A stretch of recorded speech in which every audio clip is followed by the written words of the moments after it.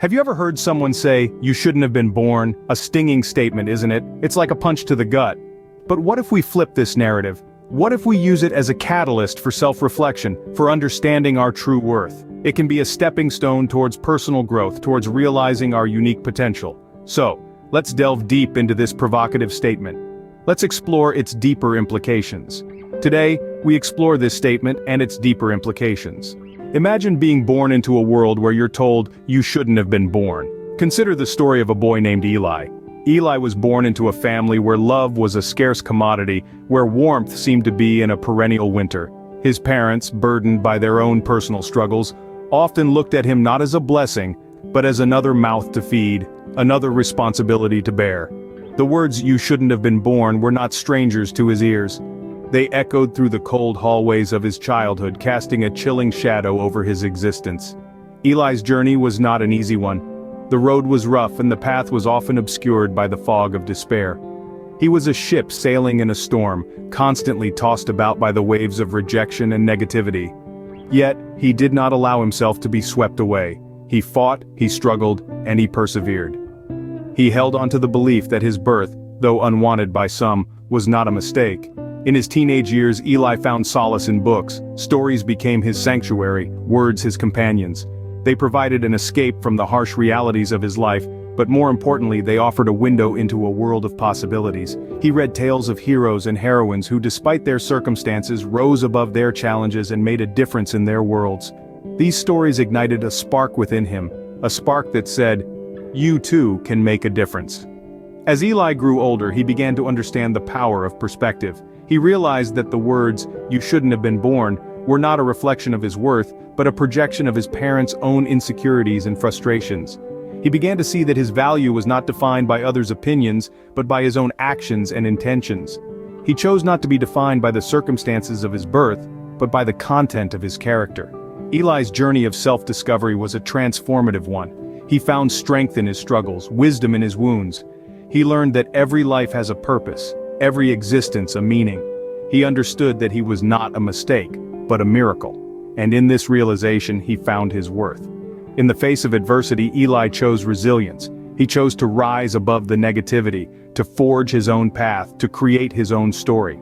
He chose to be a beacon of hope for those who felt lost, a voice for those who felt silenced, a testament to the power of self-belief and determination. In spite of everything, our protagonist found his worth and purpose. Now imagine the protagonist's transformation when they decided to embrace their existence. This, my friends, is where the story takes a beautiful turn, where the protagonist decided to flip the script of their life. The world had told them they shouldn't have been born, but they chose to challenge that narrative. They made a choice to embrace their existence, to recognize their worth, and to realize that they mattered.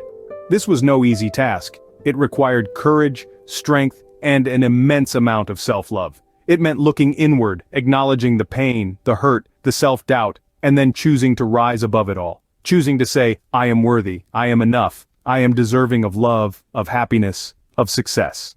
Embracing one's existence is not just about self-acceptance, it's about self-love.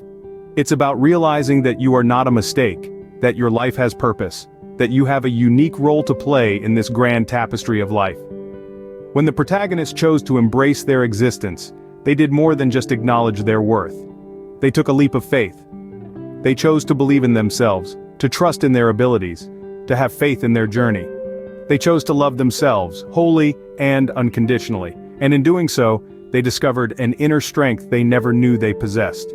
They discovered that they were more than their past, more than their pain, more than the negative affirmations that had been thrust upon them. They discovered that they were a force to be reckoned with, a beacon of hope, a testament to the power of self-love and acceptance. In embracing their existence, they found their voice, they found their strength, they found their purpose, they found their joy, they found their peace, and most importantly, they found themselves. Remember, my friends, the journey to self-love and acceptance is a personal one. It's a journey that requires courage, strength, and unwavering faith in oneself. But it's a journey worth taking. And so, our protagonist discovered the power of self-acceptance. What can we learn from our protagonist's story? Indeed, it's a tale as old as time, yet every time we hear it, it strikes a different chord within us. The story of our protagonist is not merely a tale of survival, It's a testament to the resilience of the human spirit and the power of self-belief. There are several profound lessons we can glean from this narrative. The first and perhaps the most crucial is the understanding of self-worth. You see, our protagonist was not born into a world that welcomed them with open arms.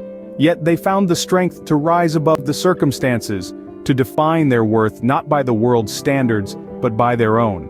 They taught us that self-worth isn't something the world bestows upon us. It's something we discover within ourselves. The second lesson is acceptance. Our protagonist didn't just accept their existence, they embraced it. They understood that life, with all its trials and tribulations, is a gift.